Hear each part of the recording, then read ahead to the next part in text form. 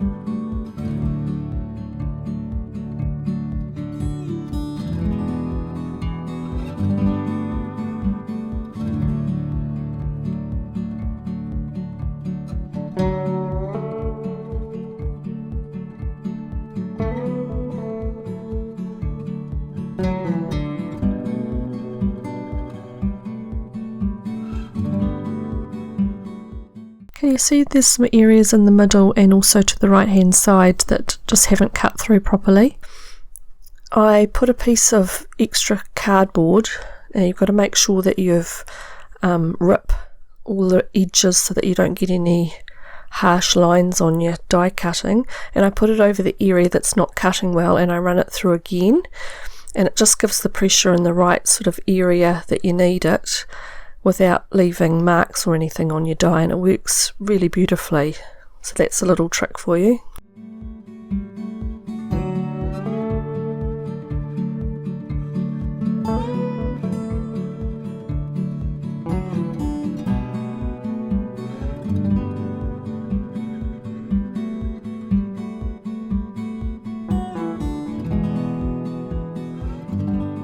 And then when you've run it through the die cutting machine again, you peel off those pieces of extra card, and quite often the pieces that didn't cut come away with it, and it's usually beautifully cut through. I won't bore you with all the cleaning up. I used my Spellbinders tool-in-one and used the pricky part to get rid of the last few little pieces.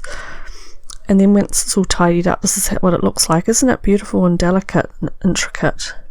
A really lovely die, and I'm going to use it as a stencil today. Now I've put some repositionable spray on the back just so that it sticks down to my card base while I'm doing the ink blending. You can use something like pixie spray. We can't get that here, so I just found one at the hardware store that's repositionable if you only spray it on one side, which is what I've done. And then I can start my ink blending. I'm going to use some distress inks to do the blending through the stencil. I'm going to use this makeup brush that I've got that I just bought at a department store, but if you've got the proper Picket Fence or Tailored Expressions or Simon Says ones, then do use those. I haven't purchased them yet, although I'm thinking of doing that. So I've just used the distress inks in a sort of rainbow colour scheme, so used Squeezed Lemonade, Picked Raspberry, and then moved on to Wilted Violet, Salty Ocean, Cracked Pistachio for those colours. Now because I wasn't properly cleaning the brush in between, I have got the colours a little bit sort of murky.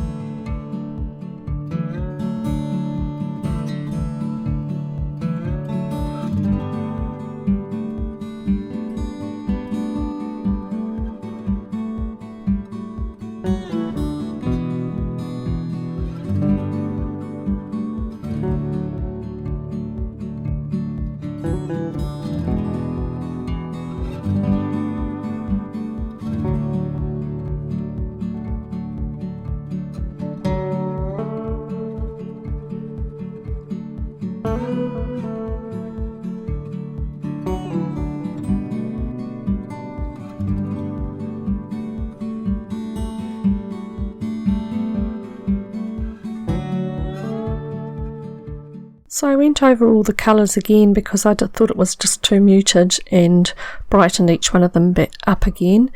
And then when I peeled it off, I was really happy with the result. And of course, now that the mandala's coloured, I can use that for the second card. For the floral element on my card, I'm using the stamp set that I showed earlier in the video called Simple Beauty. It's got a really lovely full sort of arrangement that you just do a couple of layers for each. It's a really easy layering stamp, so if you're looking for one to start off with, this one would be ideal. Altenew stamps always have a really good guide in them, and this one shows the different layers that you need to do and the positioning of them, but they've made it very easy whereabouts to put each of the layers. So I'll start off doing the outline stamp of the main element with VersaFine Onyx Black ink.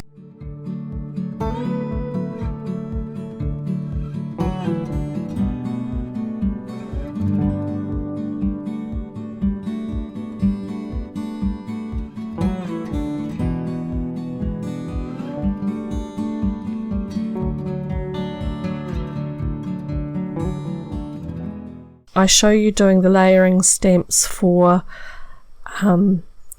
the Red Cosmos colour scheme that I did, but I also did another one with the Cherry Blossom colour scheme, and I'm going to use both flower combinations, colour combinations on both of the cards. I'm just not sure which I'm going to put on what yet. So I'll go ahead and do the stamping. So it's, as I said, pretty easy set with only just 2 colours on each one other than the outline stamp.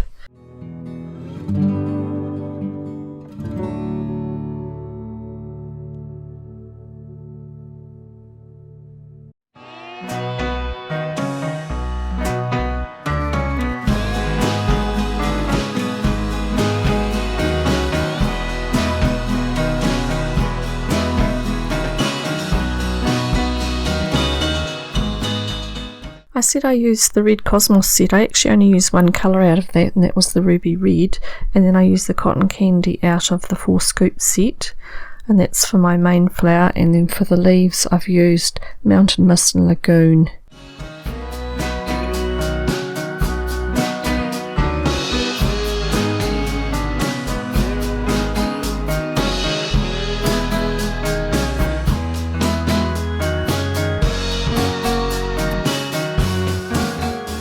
This is the first time I've used this stamp, and it turned out after I'd done my first stamp that it had a piece of extra polymer on top of the stamp, so I ended up having to peel that off before I got a really good stamping.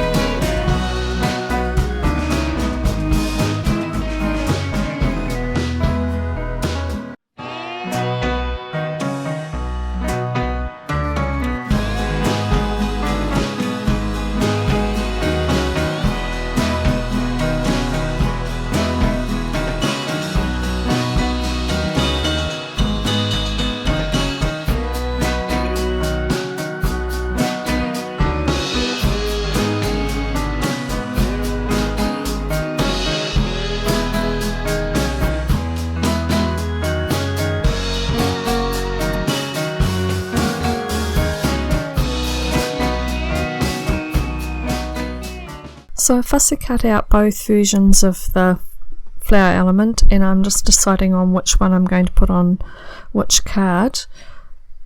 I guess it could have been either really, both colours go alright, and then I can make the card up. I think I'm going to go with a slightly softer colour for the stencil background one. This one I didn't tell you which colours I used. I used the rose quartz and the purple wine, and the same greens for the leaves, but I also didn't tell you that I used yellow sunshine for the centre of the where the stamens are in the flower. Now the final thing I've got to do is sort out my sentiments. So I've used two different sentiments with both cards. This one I'm using Simon Says Stamps Thoughtful Messages, and the other one I'm doing the Stampendous one, big words, and it's the happy stamp.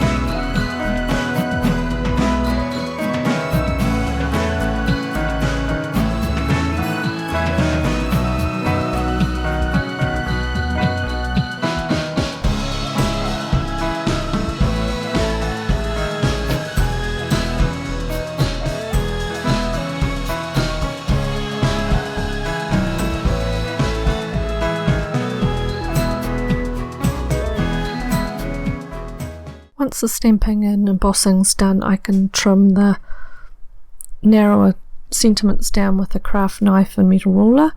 I'm going to just fussy cut around the birthday scripty sentiment.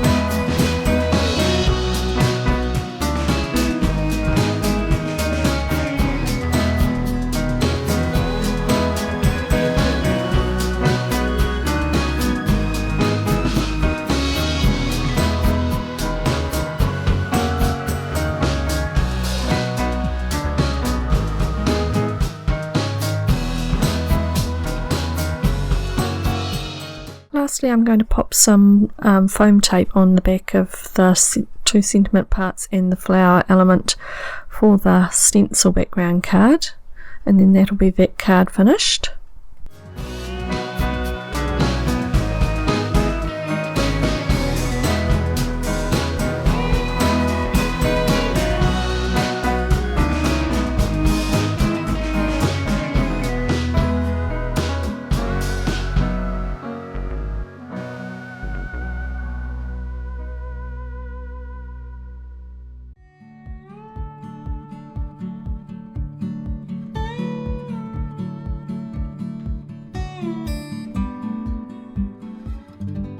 I decided to pop a few of this pretty pink posh sparkling sequins around the card just to pretty it up and give it a little bit of a sparkle.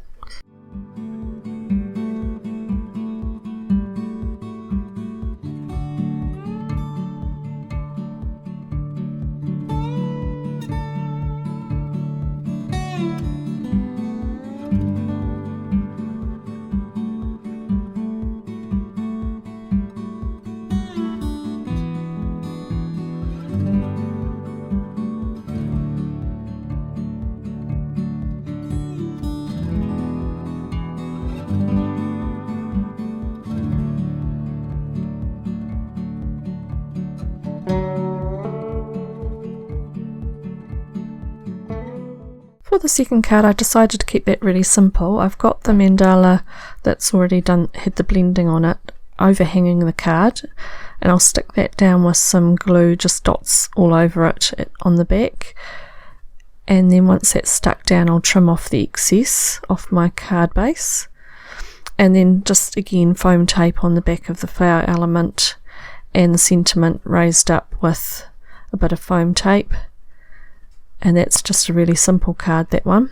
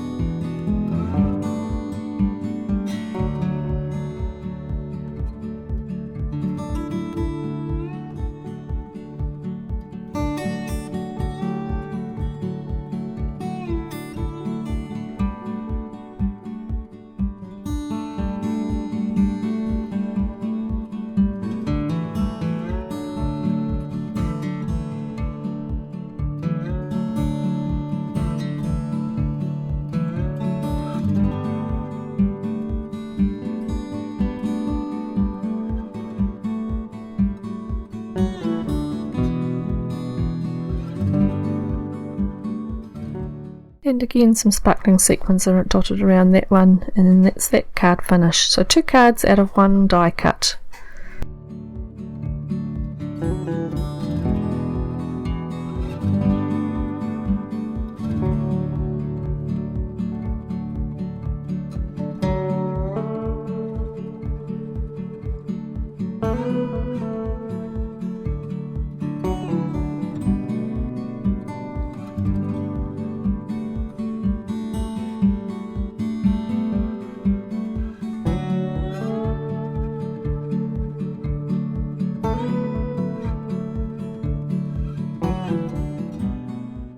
So thank you for joining me today. I hope you enjoyed the cards.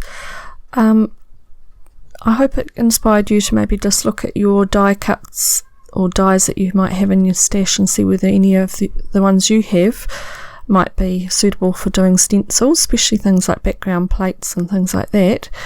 It doesn't have to be this mandala necessarily. So I'll leave you looking at these photos of the close-ups of the 2 cards and some videos that you might be interested in at the end. Please click the thumbs up button if you like the video. Subscribe if you haven't already, and I'll see you next time. Bye for now.